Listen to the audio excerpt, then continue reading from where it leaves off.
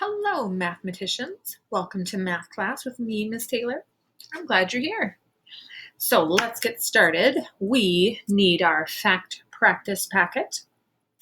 And today we are working in, so we are on our fact practice packet number 5. And today we are going to work on page number 4, page 4. And I've written the date at the top just to help me keep track. Today is Tuesday. It is February 2nd. So I put the date right up there. So we're going to do our fact practice today, get our minds warmed up for math. We are going to do a little bit of practice in our textbooks with some word problems. So we're going to solve some word problems and think about how unit bars can help us to understand the problem. And yeah, we're going to do some practice problems together, and then we'll have our workbooks. So let's get started. Like I said, we are on page 4 in our new fact practice packet. And for today, we are going to practice multiplying by 2. So yesterday, we made some multiplication flashcards for our 2's facts. So this should be a little bit of review for us. So let's see, 2 times 1 is 2.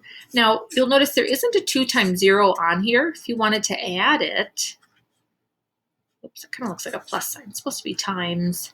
2 times 0 equals, that's right, 0. 2 times 1 is 2. 2 times 2 is 4. 2 times 3 is 6. 2 times 4 is 8. 2 times 5 is 10. Oh, are you noticing a pattern? 2, 4, 6, 8. Yeah, we're skip counting by 2's, aren't we? 2 times 6 is 12. 2 times 7 is 14. 2 times 8 is 16. 2 times 9 is 18. 2 times 10 is 20. 2 times 11 is 22. 2 times 12 is 24. All right, so this is just a little bit of practice for us. And you'll notice these other ones are the same. When we're first learning how to multiply and first memorizing our multiplication facts, it helps to have them in order. And then later we can kind of mix them up. And then if you have some extra space down here, a prudent idea to use this extra space down here would be to do your skip counting by 2's, and then you can kind of just fill in your answers. So if you know your skip counting facts, 0, 2, 4, 6, 8, 10, 12, 14, 16, 18, 20, and if you wanted to write those down here, then you can kind of write some of your corresponding facts. So this one would be like 2 times 0, 0. It should be 2 times 1, 2 times 2, 2 times 3. And so you can kind of use your skip counting facts to help you find the answer. If you wanted to write some facts here. Now you'll notice I'm starting with 2. 2 times 0, 2 times 3, 2 times 6. But you could also do 6 times 2. 3 times 2, remember? The commutative property. The order of the factors doesn't matter.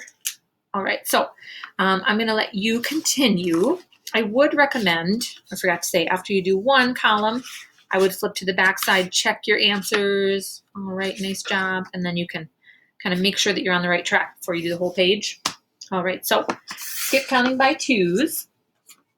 And then we are going to do a little bit of practice in our textbook for today.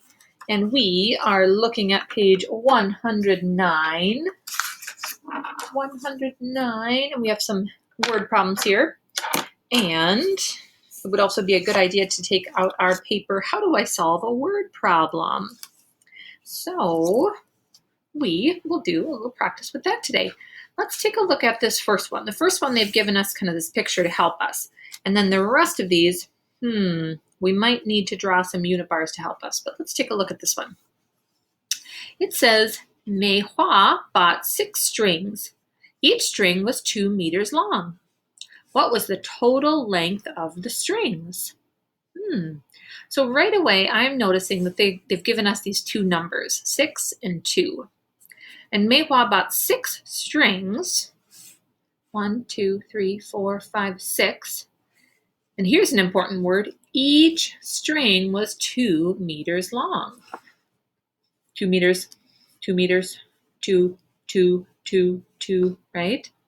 So we can find our answer by multiplying. Remember, when we multiply, the groups must be equal. And because they're all 2, we can multiply. 6 times 2 is 12. The total length was 12 meters. You are right. So, alrighty, where is my whiteboard? I just had it. Where did it go? There it is. It's like I did just have it. Okay, so second graders, we are going to do a little bit of practice with some word problems. Oh, actually, let's stick with this one for just a minute because I wanted to demonstrate how we can think about what should our unit bars look like. So for this one, we have 2 options for what our unit bar could look like. So I'd like you to think about, which unit bar would match the problem? So I'm going to give you kind of a this one or that one. What do you think? So our unit bar could look like this, or it could look like this. Now, whichever way it looks, we're still going to get the same answer. The answer is 12 meters, right? The total length was 12 meters, but one of these matches the problem better. And if it matches the problem better, it shows that we really understand what they're asking us here. So what do you think? If Maywa bought 6 strings, and each string was 2 meters long, 2, 2, 2, 2, 2, 2, what was the total length of the strings? And then we multiplied to get our answer, 6 times 2. But which one matches the problem?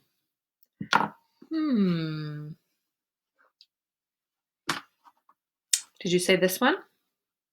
Yeah, so this one matches the problem because there are 6 strings, and there's that really important word, each string was 2 meters long. Each one, 2, 2, 2, 2, 2. So it should be this one.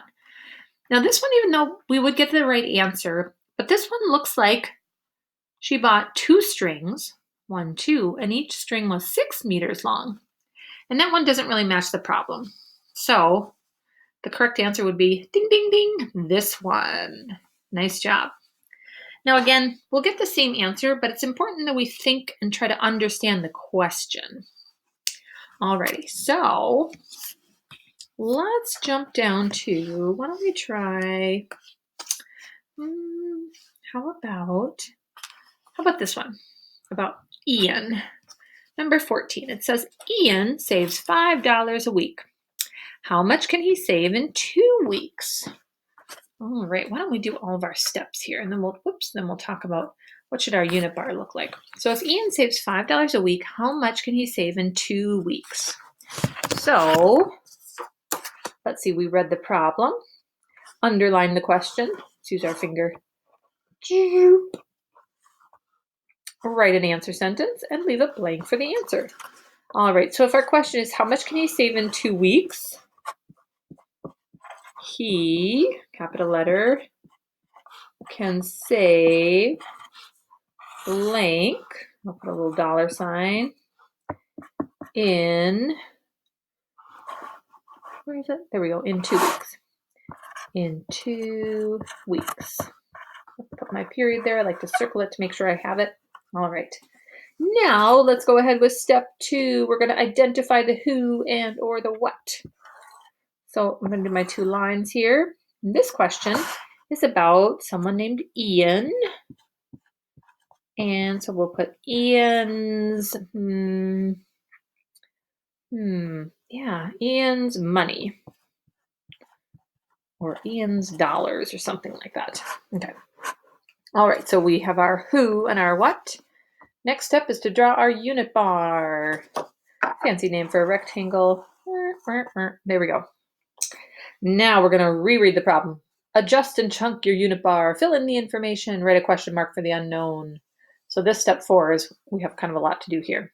All right, so Ian saves $5 a week. How much can he save in 2 weeks? Let's see. You know what? Why don't I give you this one or this one? And we'll think about how do we draw our unit bar. Should it be, because I see a 5 and a 2. So our unit bar is either going to be in 5 chunks or 2 chunks. And let's see, if it says that Ian saves $5 a week, how much can he save in 2 weeks? I'm thinking it's going to make sense to multiply. 5 times 2, and I know 5 times 2 or 2 times 5 is 10. But let's go back here. Actually, Miss Taylor got a little bit ahead of herself. I was doing number 5, work your computation, because I kind of saw right away, oh, we're not going to divide here. I think we're going to multiply, because he saves $5 a week, which is another way of saying each week. How much can he save in 2 weeks?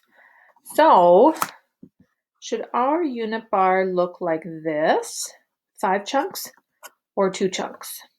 Well, if it has 5 chunks, then we would need a 2 in each one.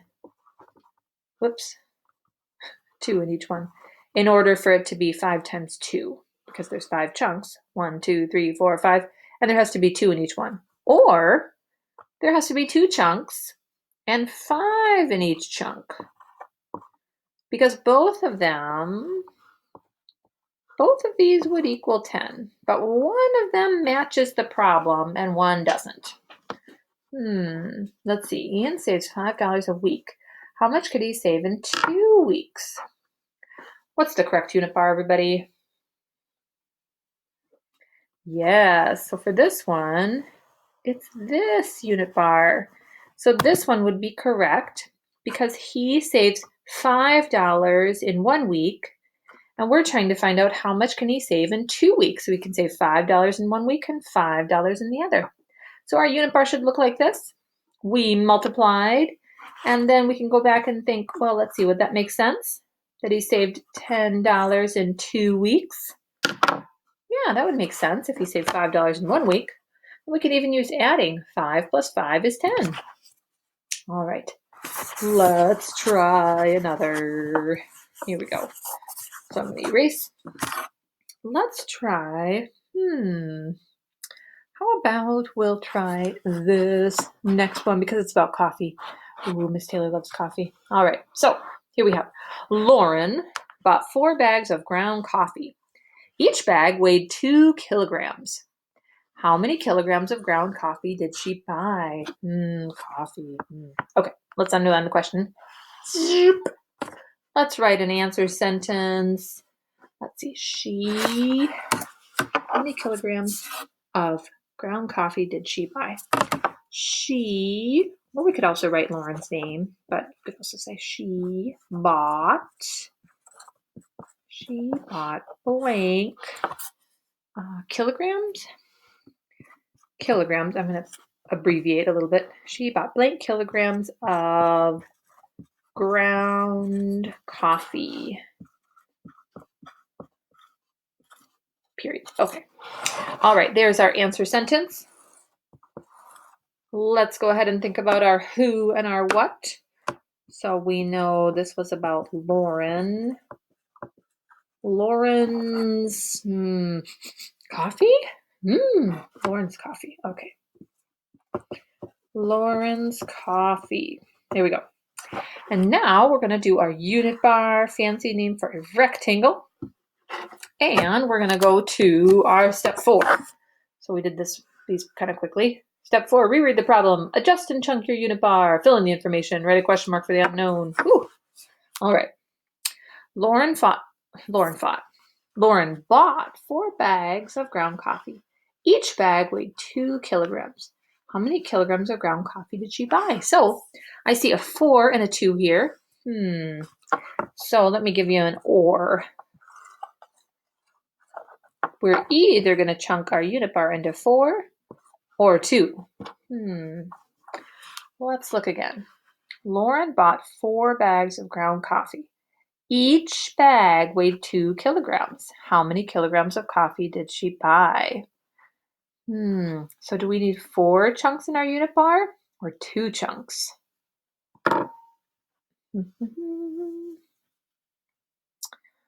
Erase one. Which one should I erase? Let's see. Lauren bought 4 bags of ground coffee. Each bag.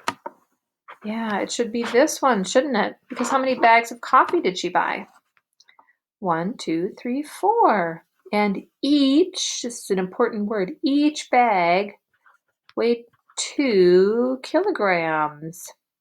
So we are trying to find out how many kilograms of ground coffee did she buy? Yeah, so we're going to have 4 chunks because she bought 4 bags of coffee. And then 2 kilograms each. So we're going to multiply 4 times 2. You could do 2 times 4. So the order doesn't matter.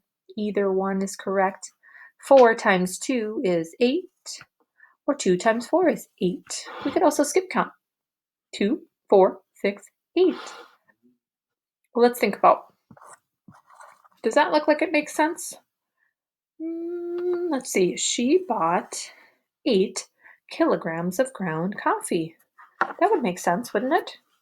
We could even add 2 plus 2 is 4, plus 2 more is 6, plus 2 more is 8. Yeah. Lauren bought 8 kilograms of ground coffee. And then she gave 6 kilograms to Miss Taylor. Thank you, Lauren. Then how many kilograms would she have left? Did you say 2? All right, nice work, students. So what we're going to do now is we're going to take a look at our workbook for today. In our workbook, we are going to do pages 128 and 129. And I would like you to try unit bars today because that's what we've been practicing. So let's do the first one together. Let's see. It says Melissa bought 2 boxes of buns. There were 8 buns in each box. How many buns did she buy? All right. Now, because this is our workbook, we can definitely underline the question. So I'm going to do that. Now, the next thing we do is we write an answer sentence, but they've already done that for us. Thank you, workbook. Oh, look at that. And they even have capital letters and end marks. Thank you, workbook. Oh, nice. All right, so here we have our answer sentence. She bought blank buns. Okay. Now, they've already helped us here to write our computation. So I'm just going to kind of scoot my unit bar over here. But if you wanted to do all of the steps and write who and what, you definitely could do that. Usually we do our computation over here, but we could do it in the middle here. So our who would be Melissa's. And Melissa's what? Some buns. Ooh, maybe they're like cinnamon buns, like cinnamon rolls, or maybe just some rolls, some bread rolls or something. Okay, so we've got Melissa's buns, and then we're going to draw our unit bar. Fancy name for a rectangle. There we go. Now is where we go back and we reread it and we chunk our unit bar. Melissa bought 2 boxes of buns. There were 8 buns in each, ooh, there's that important word, each box. How many buns did she buy? All right, another thing I like to do, I like to circle my 2 numbers because I know those 2 numbers are going to go somewhere in here. So let's see, if she bought 2 boxes of buns and there were 8 buns in each box, that's kind of our clue that we need 2 chunks for each box. And then there were 8 buns in each box. So that is what our unit bar would look like. And then our question mark goes above or below. So it would look like that. And then we know 2 times 8 or 8 times 2 is 16. And we can go back, cross this off. 16, would that make sense? Let's see. She bought 16 buns. I think that would make sense. Check. All right, so second graders, that is our homework for today. You're going to try your best to do unit bars. Now, you don't need to do all of the steps like we did, but it would be really prudent for you to do that if you would like to. It would also be a good challenge if you're thinking, oh, I already know 2 times 8. Well, do you know how to do all the steps? That would be a really good challenge for you. Alrighty, let's see. Oh, I wanted to just draw your attention to one more thing over here on this side. if you were looking at this one and thinking about, ooh, how would I do a unit bar for this one? And it's talking about the lengths or the different sides of a square. And it says that the length of one side of the square is 2 meters. What's the total length of the 4 sides of the square? Well, a square has all equal sides. So if they tell you one side is 2 meters, they're actually giving you what all the sides are, because a square has to have equal sides. So if you wanted to do a unit bar for this one would have 1, 2, 3, 4. It would have 4 chunks because a square has 4 sides, and each side of the square is 2 meters. So your unit bar would look like that. Alrighty, so second graders, I hope that helps to explain a little bit more about how we can use unit bars, and also how unit bars can help us understand the problem, kind of gives us a picture of what the problem is talking about. And I will see you again soon. Bye.